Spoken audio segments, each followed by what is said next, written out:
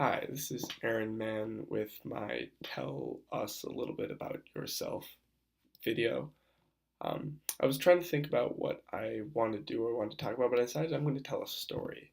And the story is actually um, of personally my best engineering, in my opinion, my greatest engineering accomplishment to this day, and how that came about to be.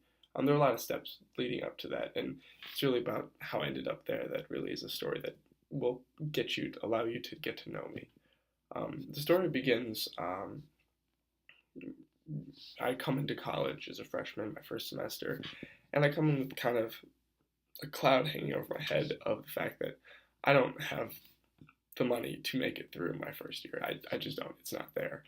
So I actually have to go to a career fair a week and a half into school and come out with a job. That's all I knew. I knew that I didn't want to drop out. I was not going to leave school for lack of money. I didn't want to let that happen. So I needed to go into a career fair and I needed to get a job. End of story. I was in line the Tuesday right before the career fair started, like right as it was opening up. Like I was there in my suit, and the guy in front of me had a PhD, and the guy behind me had a master's in accounting. And I remember asking them some questions about the career fair, just like some tips. And they were like, "How old are you?" I said, "I'm 18. I'm a freshman." They're like, "Why are you here?" There may have been profanity in there, but they're like, "Why are you here? What are you doing here? Like, you shouldn't be here. Get out of line. Like, leave. This is a waste of your time." And funny enough, that just encouraged me more. That made me like want to be there more. That made me want to go in there and get a job. That really like fired me up. I was like, I'm, I'm definitely going in. Like I was nervous before. You guys made me feel better about it. Damn, you made me really want to do this. And I went into the career fair, and still with the cloud hanging over the heart, the fact that like I needed a job when I walked out of there. I talked to every company in that room, and I got literally laughed at by Kraft Foods. There was a guy from Kraft, and he laughed in my face. Um, so I came back the next day, and I'm going in between classes, and really not it was not going well, and I was getting rejected by everyone. And then the second to the last company I talked to, Johnson and Johnson, the guy from the representative from that company said, "Oh, that's really cool that you're out here trying and everything. I'm gonna set you up with an interview. You don't stand a chance." Those were his words. "You don't stand a chance, but I'm gonna let you try anyway." So I went to the interview 2 days later, and I apparently impressed the interviewer. And they said the same thing to me.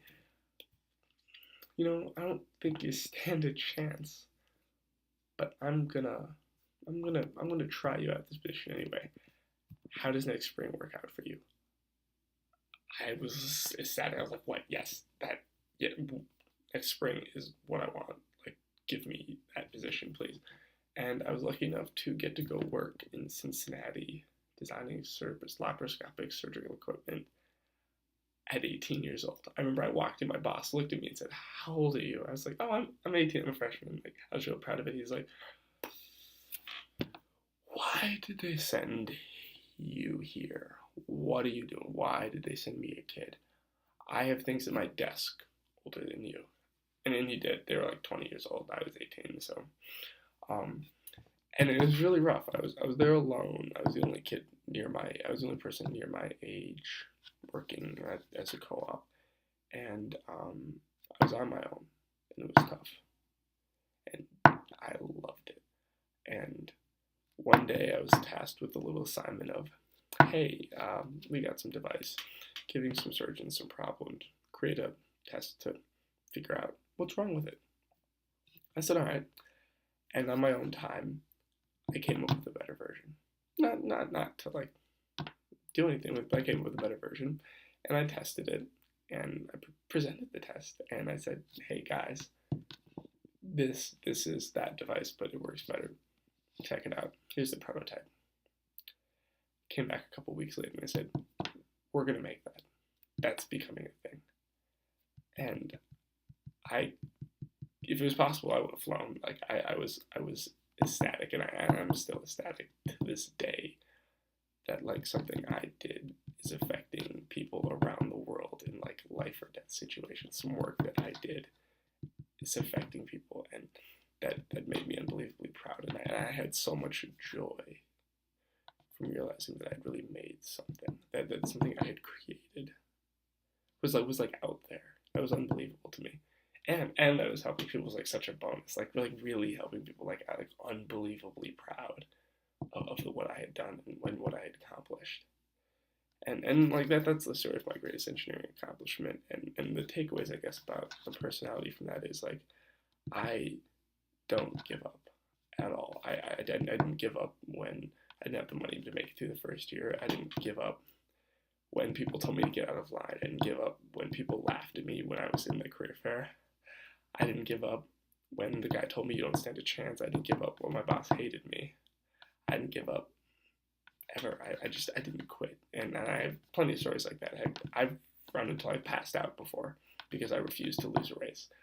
I don't give up, and I'm good at what I do, and I love making things. I love making things that affect people's lives, and that's what's changed about me in college. Is like I was looking at experiences and things to pull how to talk about myself and explain myself, and what I came to is